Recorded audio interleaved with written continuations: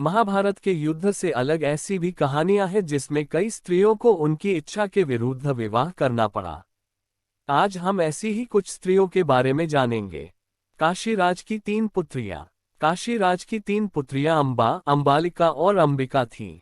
भीष्म ने बलपूर्वक काशीराज की तीनों पुत्रियों का हरण कर उनका विवाह विचित्रवीर्य से करना चाहते थे, क्योंकि भीष्म चाहते थे कि किसी भी तरह अपने पिता शांतनु का कुल आगे बढ़े।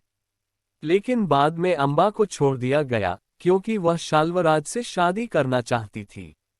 अन्य दोनों स्त्रियों का विवाह विचित्रवीर्य से कर दिया गया। बाद में जब शाल्वराज ने अंबा से विवाह करने से इनकार कर दिया तब अंबा भीष्म के पास आई, परंतु भीष्म ने भी उसे ठुकरा दिया। फिर अंबा न्याय के लिए परशुराम के पास गई, परंतु परशुराम कुछ नहीं कर सके क्योंकि भीष्म उनके शिष्य थे। तब अंबा ने भगवान शंकर का तप किया। तब शिव ने उससे वचन दिया कि भीष्म के वध का कारण वही बनेगी। फिर अंबा ने अपने प्राण त्याग दिए और वह शिखंडी के रूप में जन्मी। गांधारी। कहते हैं कि गांधारी ने धृतराष्ट्र से मजबूरी में विवाह किया था। इसका कारण भीष्म थे। अंधे धृतराष्ट्र के लिए भीष्म ने गांधार नरेश की राजकुमारी का बलपूर्वक विवाह धृतराष्ट्र से कराया था।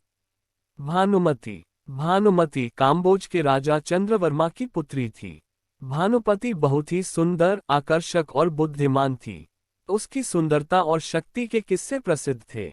यही कारण था कि भानुमति के स्वयंवर में शिशुपाल, जरासंध, रुक्मी, वक्र, कर्ण आदि राजाओं के साथ दुर्योधन भी गया हुआ था।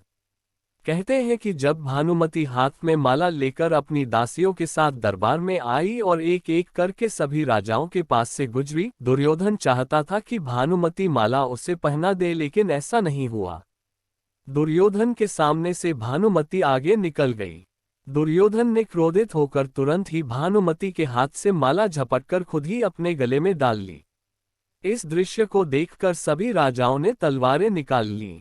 ऐसी स्थिति में दुर्योधन ने भानुमति का हाथ पकड़ा और वह उसे महल के बाहर ले जाते हुए सभी योद्धाओं से बोला, कर्ण को परास्त करके भानुमति को ले जाए। अर्थात उसने सब योद्धाओं से कर्ण से युद्ध की चुनौती दी, जिसमें कर्ण ने सभी को परास्त कर दिया।